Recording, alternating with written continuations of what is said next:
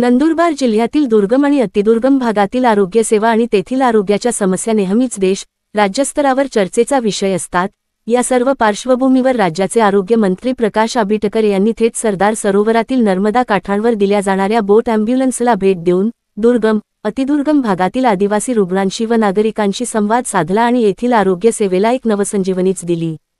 एवढेच नव्हे तर थेट नर्मदा काठावरील बोट अँब्युलन्सची पाहणी करणारे ते पहिले आरोग्य मंत्री ठरले आहेत, त्यामुळे तेथील नागरिकांमध्ये चैतन्य संचारले होते। आरोग्य मंत्री प्रकाश आंबेडकर यांनी 2 दिवसांचा नंदुरबार जिल्हा दौरा केला। या दौऱ्यात त्यांनी धडगाव, अक्कलकुवा व तळोदा तालुक्यातील दुर्गम, अतिदुर्गम वाड्यापाड्यांमधील आरोग्य केंद्रे व रुग्णालयांना भेटी दिल्या।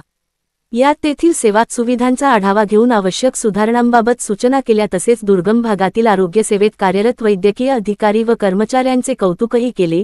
जिथे रस्त्याने जाणेही कठीण आहे अशा सरदार सरोवर क्षेत्रातील नर्मदा काठावरील बुशा पॉइंट येथील बोट अँब्युलन्स, तरंगत्या दवाखान्याला त्यांनी आमदार आमशा पाडवी व आरोग्य विभागातील कर्मचाऱ्यांसह थेट पायवाटेने प्रवास करून भेट दिली।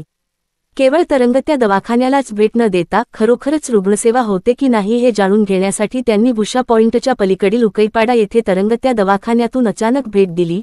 या भेटीत त्यांनी नागरिकांकडून प्रत्यक्ष विचारपूस केली।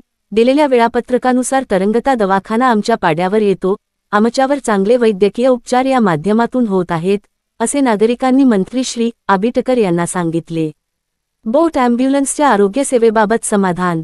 आरोग्य मंत्री प्रकाश आंबेडकर यावेळी बोलताना आरोग्य व कुटुंब कल्याण मंत्री प्रकाश आंबेडकर म्हणाले, आज नंदुरबार जिल्ह्यातील आरोग्य सेवांच्या सुधारणांसाठी प्रत्यक्ष जिल्ह्यातील आरोग्य यंत्रणेची व त्या माध्यमातून दिल्या जाणाऱ्या सेवा सुविधांची पाहणी केली, तसेच नागरिकांच्या समस्या जाणून घेतल्या।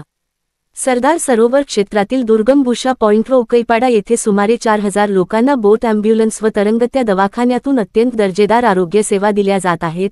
याबाबत खूपच समाधान वाटते। येथील आरोग्य सेवेचे अधिकारी व कर्मचारी अत्यंत दक्ष आहेत, त्यामुळे ते नक्कीच कौतुकास पात्र आहेत। येणाऱ्या काळात ही सेवा अधिक बळकट व विस्तारित करण्याचा आरोग्य विभागाचा मानस आहे।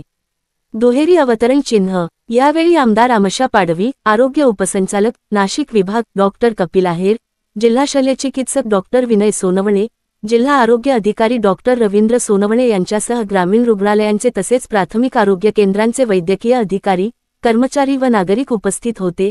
SK पब्लिक व्हॉइस न्यूजसाठी नंदुरबार जिल्हा प्रतिनिधी सुनील वळवी यांचा खास रिपोर्ट।